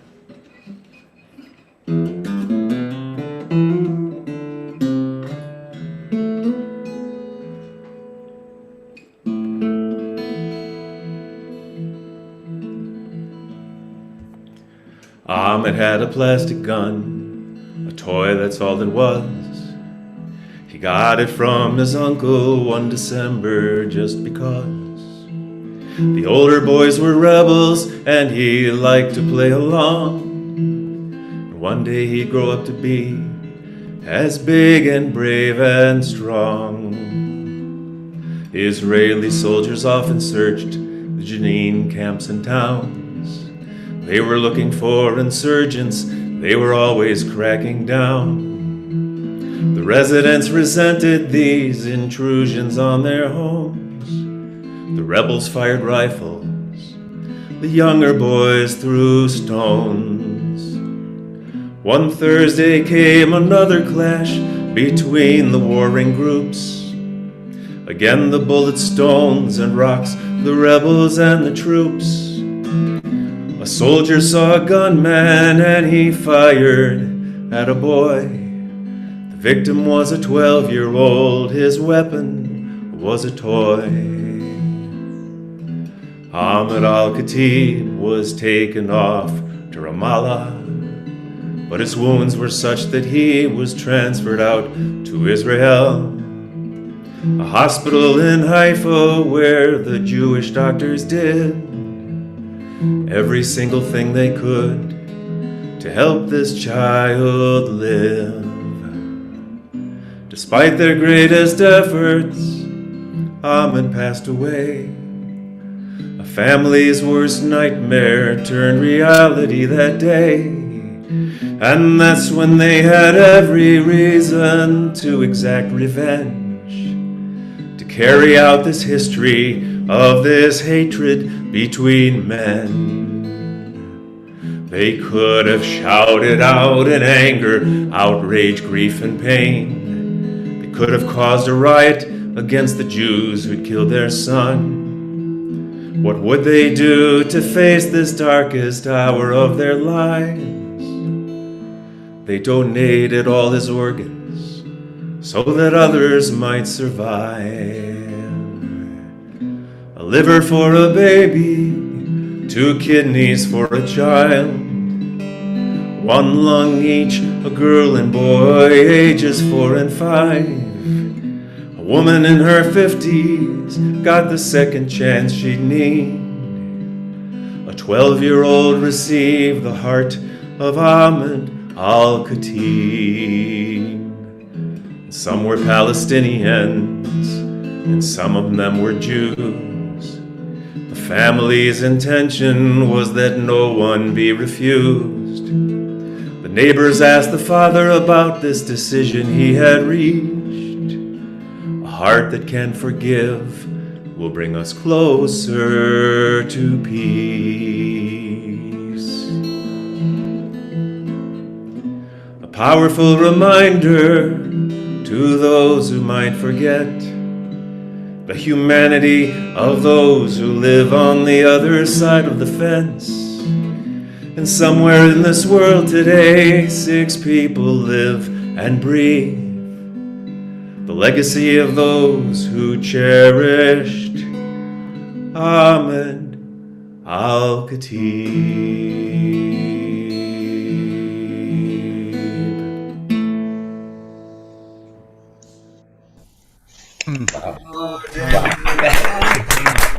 That was really Amazing. a great song. Thank you, David. What's It was a film that was made about this story. that? There was a film that was made about the story of Ahmed al-Khatib. A film? Yeah. Yeah. Oh, what is the name of it? Something with the heart. Oh. Really, I don't remember. Something with the heart. And I actually met the father many years ago because he asked me to compose the music for the film. Oh. This is an amazing story. It's all true. Amazing story. And I can say that it was not only a Jewish doctor in Haifa, in Rambam, this hospital. There was also a Christian Arab doctor. And Ahmad al-Khatib was, of course, Muslim. And according to the Muslim, the Muslim religion, you should not do that. And the father went back to his house in the West Bank and asked from his Qadi, Sheikh, a permission to do that. And his Sheikh said to him, if it's for saving life, you should do that. And he did. It's amazing story, amazing father, actually. Beautiful song. Thank you for this song. Yeah. Is that song available on your website or something? Yeah. Absolutely. As I said, it's from 2005. It's on one of my CDs, about 4 or 5 CDs ago. But anybody who wants to email me, I'll send you an MP3 of the song. It would be my gift and my pleasure. And you can get me at David Roth Music, just like my name with the word music, at gmail.com. Oh, okay. Thank you so much. Thank you. Yes, and Ori posted the name of the movie in the chat if you want to read the title. Oh, yeah. The title of the movie is? Ori, do you want to read it? Well, I would love to see that. The Heart of Janine. The Heart of Janine? Yeah. Okay. Yeah, this is it. The Heart of Janine. It was not in Ramallah, it was in Janine. Okay. Yes. Okay. J-N-I-N. Yeah. All right. Thank you so much. Yes. Okay, so we're going to go back to the Middle East now, to Israel and Palestine, where we are blessed to have a great violinist and his niece, Hosam and Wesal Drawshi. Hosam is a school teacher, biology school teacher, the founder of the Sonata Conservatory. He's a terrific violinist. He's been playing for 15 years, and he makes music videos with his niece Wesal, and while he plays the violin, she stands by him and sings throughout his songs. So they're going to perform for us tonight, and I'm pleased to introduce Hosam and Wesal Drawshi.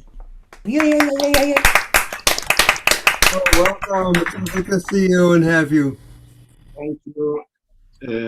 Hello, everyone. I would like to present myself. I am Hosam Drawshi, and have here with me my niece Wesal Drawshi. We are very honored to be here to join this inspiring meeting which spread love and peace. Hello, I'm Wesal. Actually, we chose 3 of my favorite songs, which each one has its own flavor. First one is about spreading love and peace, all over the world and countries with no discriminations. The songs belongs to one of the most famous singer in our Arab community. that's known as an inspiring person. Majda.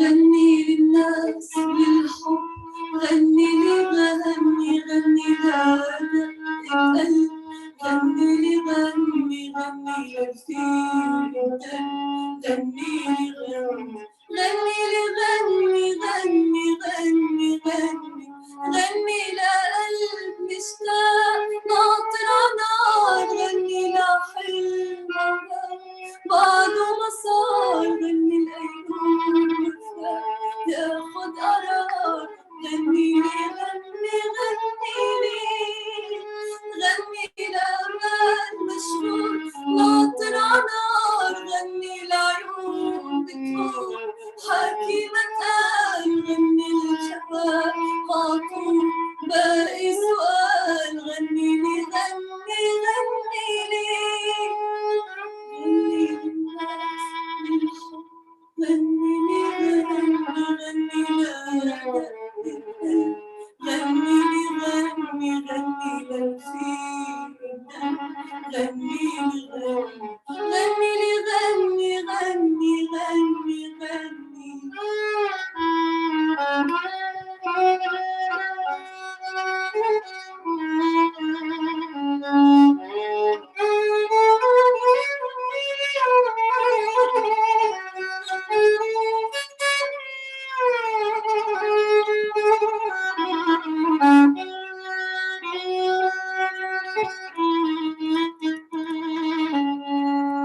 عم تخلص الكلمات والقلب موجوع، عم تغرق البسمات ببحر الدموع، عم تغرق البسمات والقلب موجوع، عم تغرق البسمات ببحر الدموع، غني لقلب مشتاق ناطر عنار، غني لعيون مشتاق باقي مسار، غني الأيون مشتاق ياخد قرار، غني لي غني غني لي غني لأمان مشغول منه عبال، غني لعيون بتقول حكي مكان، غني للشباب عطول باقي سؤال، غني لي غني غني لي غني للناس للحب، غني لي غني غني للفيل، غني لي غني غني للفيل، غني لي غني لي غني غني غني غني. Thank you. So that's all. That's beautiful. Bravo. There is another song. Yes, please. Yeah. This song means to love and peace no matter what your race is. Basically, song says that music is the love language. So the song is from the Eastern folklore. The song was written by a white guy which fell in love with a dark-skinned girl. So he wrote it for her, and this song became one of our famous traditional songs. Not to discriminate between nationalities or colors, and that love can be real and pure.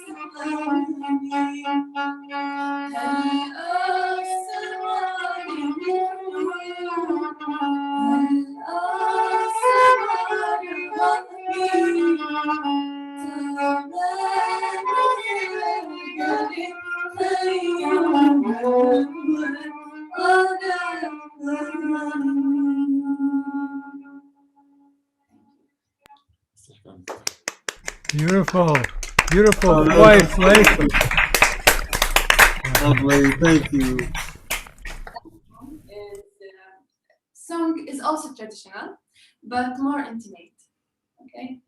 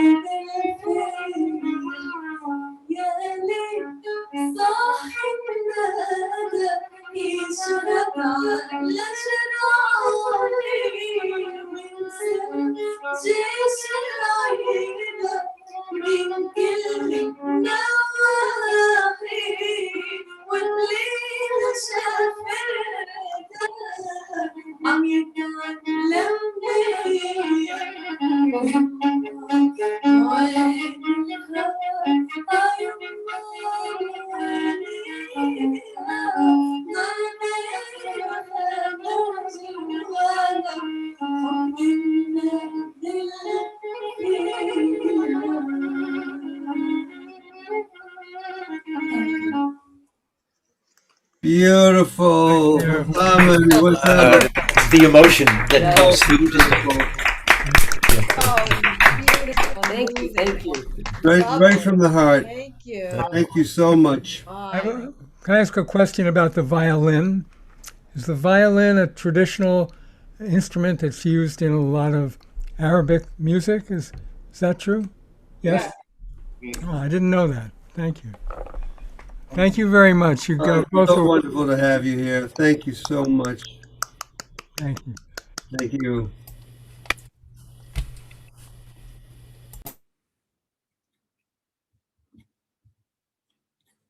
So we're going to move to the last couple of segments of our concert. First with a couple of peace songs that Neal and I are going to do. I'm going to do a song that I wrote called All We Want Is Peace. And then Neal is going to perform a great song that he does better than anyone, Woody Guthrie's, called My Peace. And just a word about Neal, because I'd like to see this go just from me to Neal without any intro, but I do think he deserves his own introduction because he has been at the heart and soul of helping to organize this concert and all of the other concerts that MGG has done, as well as being the lead, one of the two lead organizers for the Rosendale Open Mic. He has been writing songs for a long time. He began as a young man volunteering at the Hebrew Rehabilitation Center every Sunday, and he loved the responses of people there, and he began playing guitar at age 7, loving to do it, helping to raise money for causes that he believed in.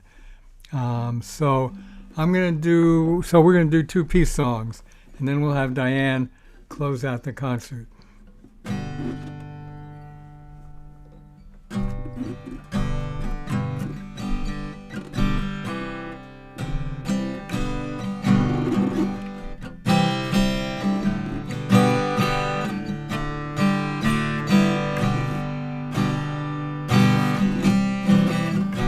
And we are Americans.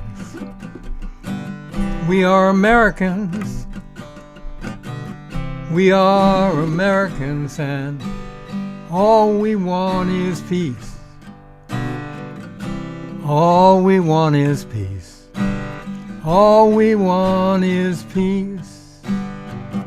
We are Americans, and all we want is peace. We are Iranians. We are Iranians. We are Iranians, and all we want is peace. All we want is peace. All we want is peace.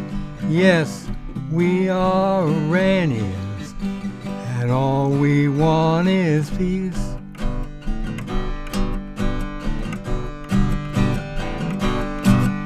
So why can't we be friends? Americans, Iranians, how come our countries must pretend we are enemies?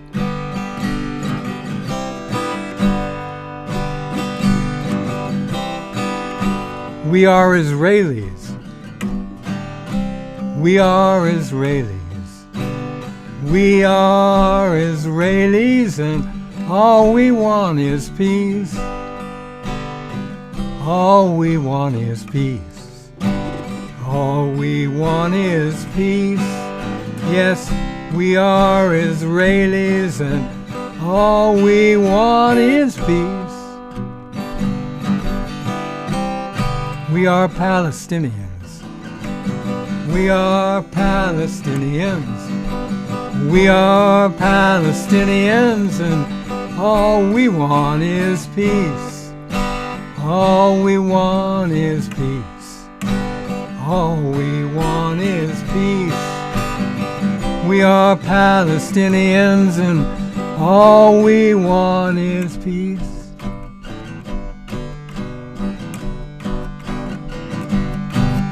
So why can't we be friends, Israelis, Palestinians? How come our countries must pretend we are enemies?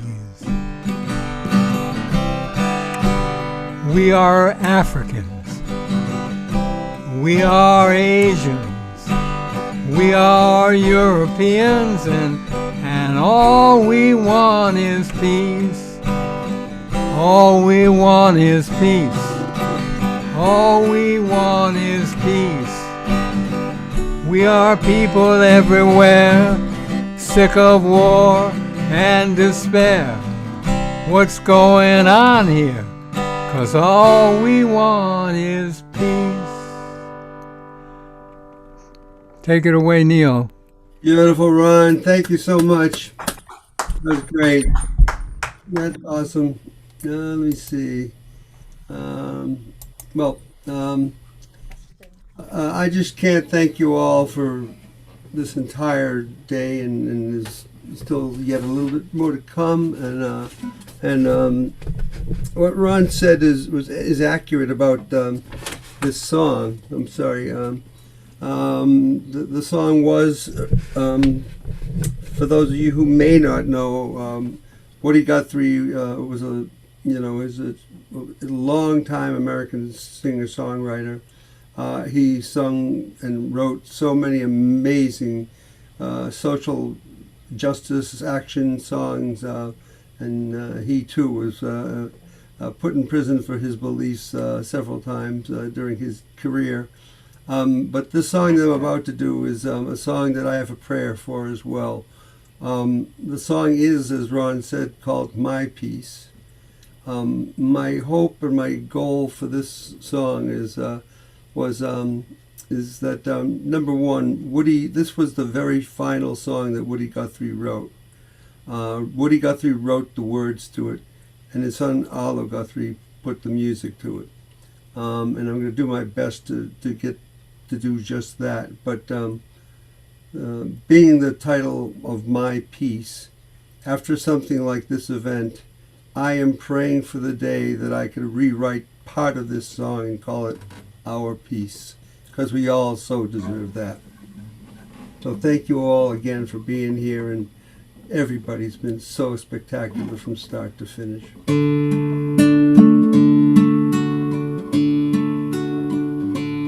My peace is all I've got that I can give to you. My peace is all I've ever had.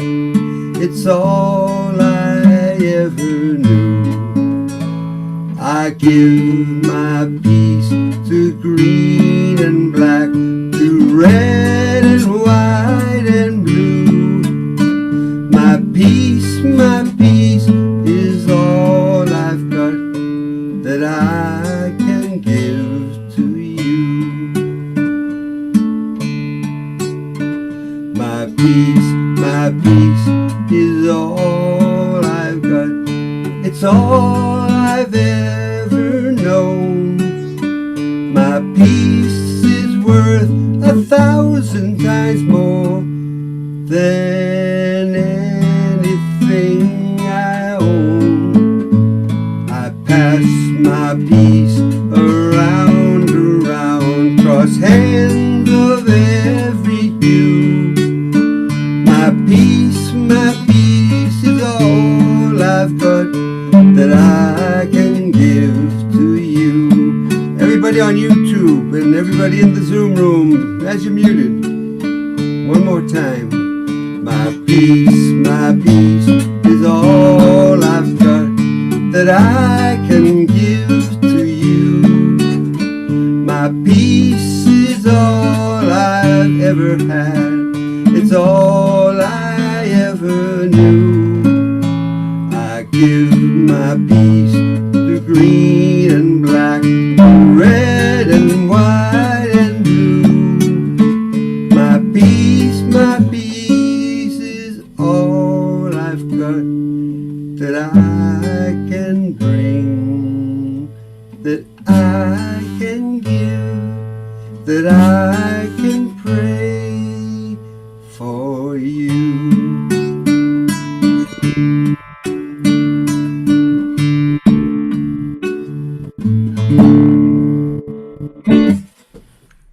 Thank you, Neal. Great. Good luck, my brother. Terrific. Terrific. Thank you so much. Thank you.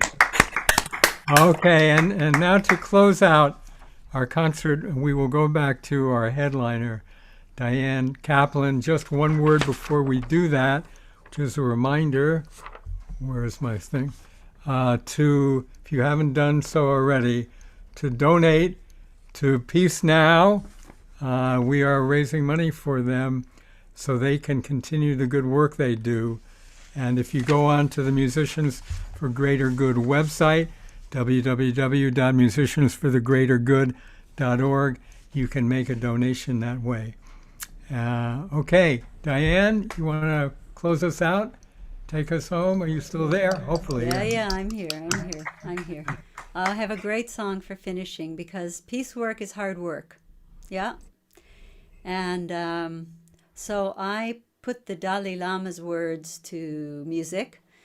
Never give up, no matter what is going on. Never give up. Develop the heart. And as I often do, the end will be in a little bit of Arabic, a little bit of Hebrew, but the song is basically in English, so you'll understand.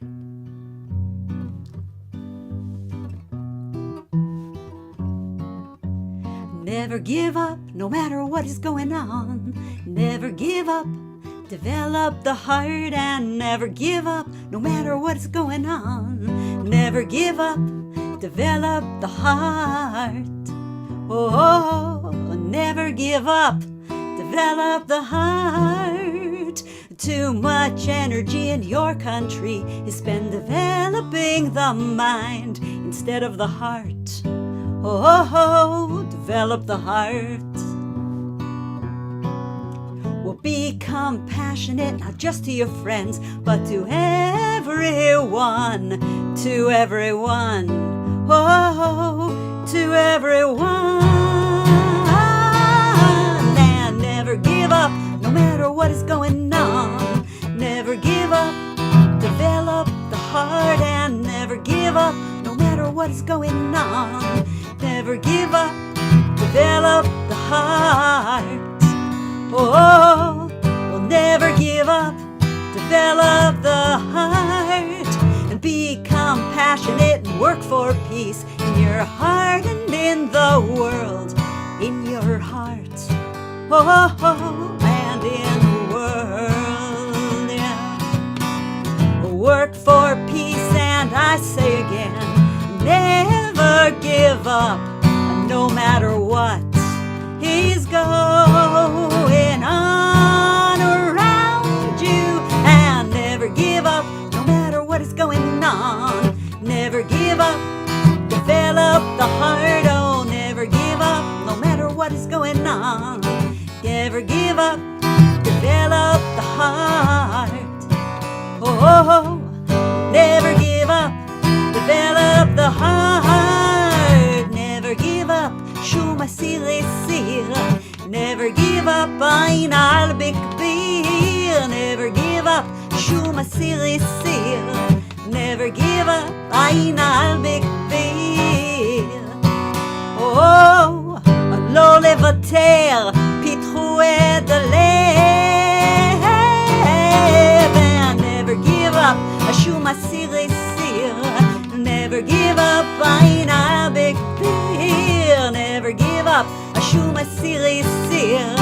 Never give up. عين على بكبير. Oh, לא לוותר. פיתחו את הלב.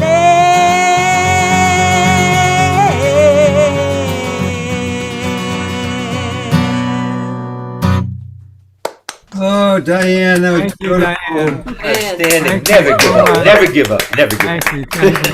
Those are good words to end this Thank concert. you. I needed that. Wonderful. Thank you. Thank you to everybody. Thank you. Thank you so much for Okay. this evening. Yeah, thank you, Diane. To Mira, we hope she's feeling better. I'll Send her pass that best. on. Yeah.